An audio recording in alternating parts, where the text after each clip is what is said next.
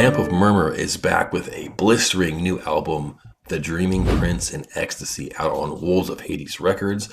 Lamp of Murmuur is a one-man project centered around the songwriting of anonymous musician known only as M. The Dreaming Prince and Ecstasy was my most anticipated black metal album of the year because all of Lamp of Murmur's releases since its inception in 2019 have been fantastic.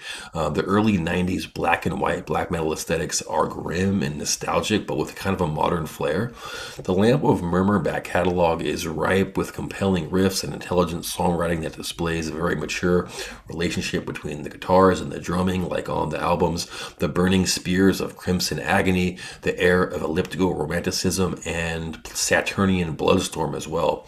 There is also a heavy use of dungeon synth layers that create a more grand and melodic presentation while remaining raw and lo-fi. The new album, The Dreaming Prince and Ecstasy, feels almost like two EPs put together because the first 5 tracks seem kind of unrelated to the overall theme and storyline, at least from my perspective. We get tracks like Forest of Hallucinations and Reincarnation of a Witch, flanked by interesting interludes like Angelic Vortex and The Fires of Seduction. The 6th, 7th, and 8th tracks are The Dreaming Prince and Ecstasy parts 1, 2, and 3. And this is where the real magic begins, in my opinion. The mix seems to improve at this point. I find these tracks to be more compelling and catchy as well. Part 1 kicks off with some melodic guitar work, then quickly erupts into this uplifting chord progression that feels like riding a black horse full speed across a desert hellscape. It's one of the more melodic moments in the album, and I absolutely love that. The vocals are grim and harsh with a syllable pattern that rides the groove very well. Near the halfway point, we get these clean vocal sections that sound like a chorus of medieval bandits around a campfire. The closing minutes of this song are massive and dissident, and they crescendo with the most sinister vocal performance imaginable.